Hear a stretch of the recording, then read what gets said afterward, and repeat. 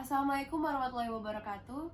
Perkenalkan, nama saya Danita Fida Natasha. Saya dari kelompok 4, di mana kelompok 4 terdiri dari saya sebagai pemapar dan juga teman saya Rivaldi Husaini sebagai pemapar juga. Di sini kami akan membahas tentang yaitu strategi Indonesia dalam integrasi Timor Leste pada era Soeharto.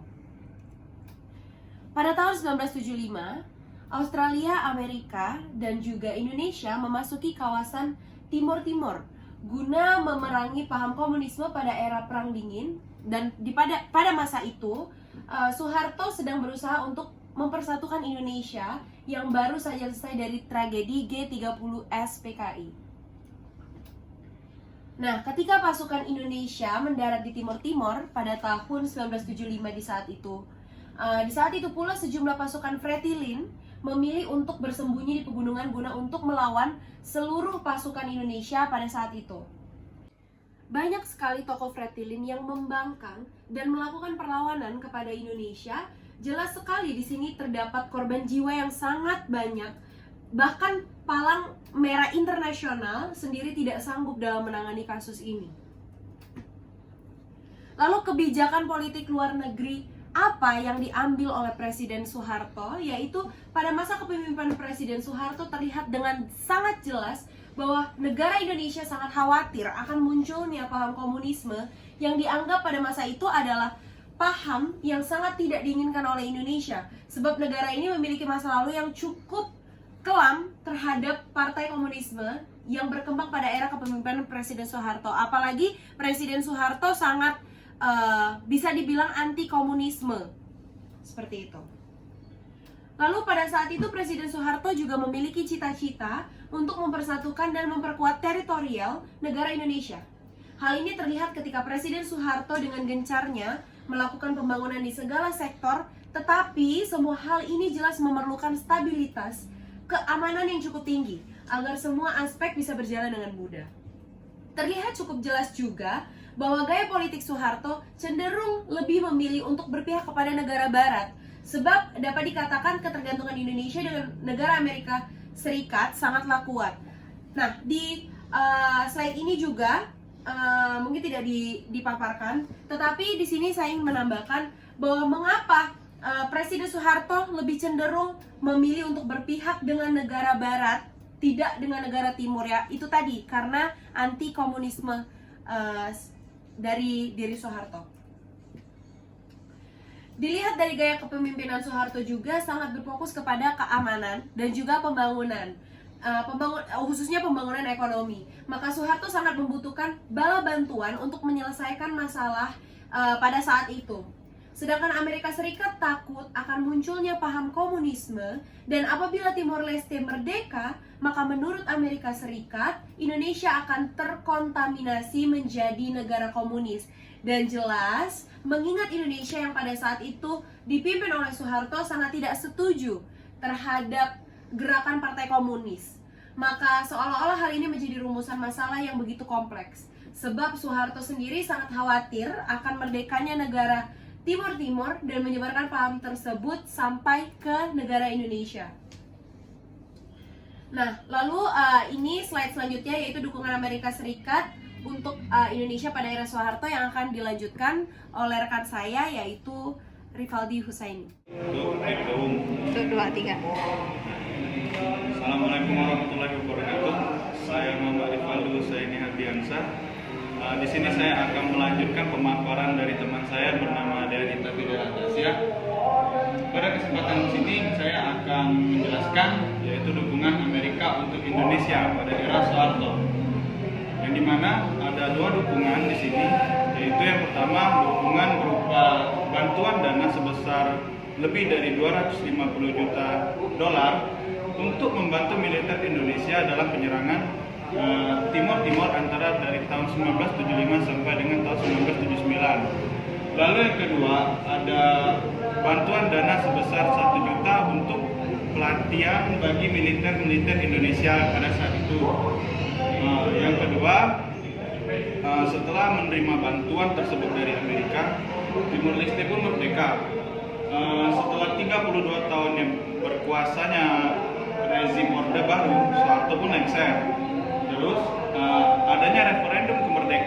yang dilakukan oleh Presiden ketiga Indonesia pada saat itu, yaitu Baharudin Yusuf Habibie, kepada Jenderal PBB pada tanggal 27 Januari tahun 1999. Lalu dilaksanakan referendum tersebut di negara Timur Timur pada tahun 30 Agustus 1999. Pada saat itu ada dua opsi yang diajukan PBB kepada warga Timur Timur. Yang pertama, apakah seluruh warga Timur Timur menerima otonomi khusus untuk Timur Timur dalam negara NKRI. Lalu yang kedua, adanya apakah mereka warga Timur Timur menolak otonomi khusus yang akan diusulkan oleh Indonesia yang menyebabkan pemisahan Timur Timur dari Indonesia. Setelah diberinya pilihan tersebut, ada beberapa yang memilih untuk ikut Indonesia dan ada juga yang beberapa sebagian memilih untuk ikut kepada negara Timur Timur. Ternyata lebih dari 344.580 orang atau kisaran 78,50% rakyat Timur Timur memilih opsi kedua, yaitu menjadi negara yang merdeka dan bebas dari Indonesia. Lalu pada tanggal 20 Mei 2002, Provinsi ke-27 lepas dari Indonesia dan diresmikan statusnya menjadi negara serikat oleh Perserikatan Bangsa-Bangsa. Terdapat total warga ex-Timur Timur pada tahun 2005. Ada sekisaran 25.224 kepala keluarga atau sekisaran 104.436 jiwa yang ikut ke negara Timur Timur. Sumber ini didapatkan dari Satkorlak Penanggulangan Bencana dan Pengungsi Provinsi Nusa Tenggara Timur. Setelah merdeka, banyak polemik terjadi antara masalah Timur Timur dan politik luar negeri Indonesia. Ada 4 masalah di sini. Yang pertama itu kematian 5 wartawan Australia di Timur Timur tahun 1975. Kematian ini terjadi ketika sedang panas-panasnya kejadian Timur Timur antara Indonesia. Lalu Australia mengakui kedaulatan Indonesia atas Timur Timur secara de jure tahun 1979. Lalu yang ketiga masalahnya yaitu pada tanggal 30 Agustus 1959 rakyat Timur Timur memilih merdeka dan ikut kepada negara Timur Timur. Seperti yang kita ketahui ada dua pihak di sini, yaitu pihak pro integrasi dan pihak integrasi. Lalu ada kekerasan yang meluas yang dilakukan oleh pihak pro integrasi. Lalu pada saat yang bersamaan Australia diminta oleh PBB untuk memimpin kekuatan internasional Timur Timur atau Interred. Pada 20 Oktober 1999 terjadinya polemik dunia, yaitu ketika MPR mencabut keputusan penyatuan Timur Timur. Dari beberapa penjabaran yang telah saya jelaskan dan teman saya jelaskan tadi, dapat diberi kesimpulan bahwa pada gaya kepemimpinan Soeharto bisa kita lihat Bapak Presiden Soeharto lebih fokus kepada keamanan dan pembangunan ekonomi.